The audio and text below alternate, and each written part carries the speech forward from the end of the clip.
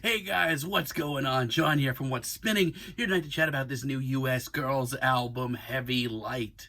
US Girls is the experimental pop project of Miss Megan Ramey, who in her early days confused the hell out of me with albums like Introducing and Go Grey. These albums in parts certainly had a lot of really good ideas, but also had no structure, but that's just me. But with albums like US Girls on Crack, Meg started to really turn me around a little bit. Her music was still left field and hard to place, but it did have a certain charm to it. By the time that Gem and Half Free came out, I was really starting to warm up to Meg's music. These were the sort of weirdo, left field alternative pop albums that I was craving at the time. And in 2018, Meg came out with one of the best pop albums of the year with In a Poem Unlimited. This album was everything I wanted to hear in alternative pop and experimental pop at the time. Everything from singles like Mad as Hell and Velvet for Sale to personal favorite deep cuts like Rage of Plastics. This album had it all and really showed Meg as one of the fiercest names in alternative pop at the moment. Now, I have enjoyed these singles overall, but in my view,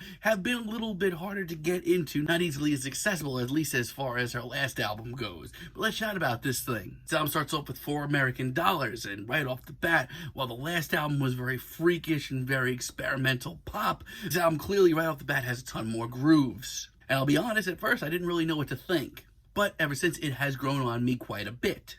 In true US Girls fashion, Meg here brings in some pretty dramatic, dark themes and puts them to a catchy dance groove. Even a sunny instrumental at points. And like I was saying earlier, while it's not as instantaneous, it still hits pretty hard and grooves twice as hard. It does seem like Meg is back to her old ways, and that's not a bad thing. Overtime is pretty freaking grisly right off the bat, pretty depressing when you look into some of these lyrics. Meg has this way of presenting these very sunny, catchy tunes, but making them very real, very fast. It's upbeat and it's intense in more than one way, trust me. But the grooves remain, and the very soulful nature of this track continues to be a big thing. Born to Lose, as far as a deep cut goes, actually is one of my favorite tracks here. I love the murky feeling here and the very strong pacing. It's just so enchanting, and I really can't help but get caught up in this track and be mesmerized by it, even though, once again, we're dealing with some less than happy thoughts. But between Meg's very small, very hurt vocals and the soulful vocals surrounding her that keep getting bigger and bigger,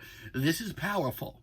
And just between you and me, and yet it moves, is my favorite track here. It's snappy, it's upbeat, and the Latin vibes are real. If you told me 2 years ago that at this time, Meg Ramey and US Girls would be going for this Latin-infused pop tune, I honestly would probably give you a couple of eyebrows.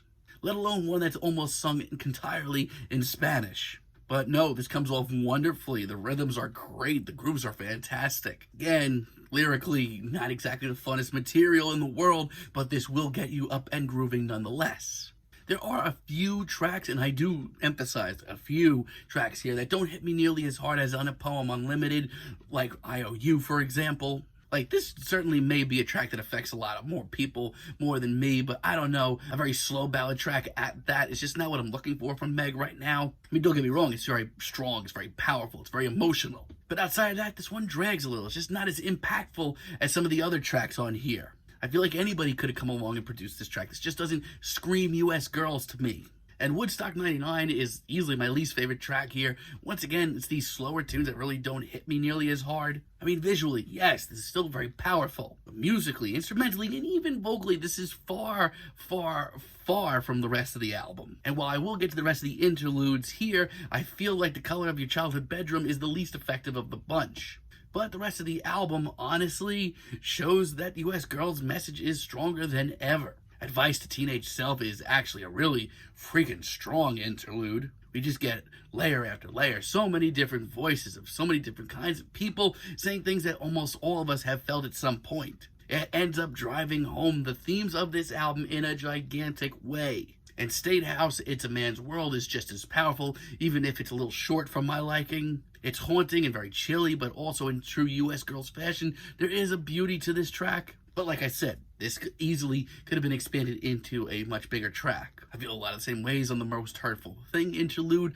Once again, just a lot of different voices coming together, saying a lot of things that a lot of us have felt. Very powerful. And Denise, Don't Wait is one of the dreamiest and epic tracks here. While at first I really wasn't into this sound, this track grew on me quite a bit. It's actually some of the smaller details here that really send this one home. Between that and this very tortured, ghastly chorus, it's a very memorable track. The Quiver to the Bomb also has some very interesting qualities to it. I love the pacing. I love the pacing here, and the hypnotizing keyboards are some of the best here. Not to mention, the tension here is nuts, but love to see her do more with that in the future. There's almost a throwback style to this track that I can't really place my finger on, but it's very epic, cinematic, dare I say, colorful as well. I mean, honestly, you don't really ever know what you're going to expect from Meg's work, but what this track eventually evolves into is pretty magnificent. And Redford Radio is the kind of finale that I didn't see coming. It's rigid, it's tense, and it's probably the darkest track here. Like, I genuinely feel like I'm watching the last scene of Suspiria, or I'm about to watch some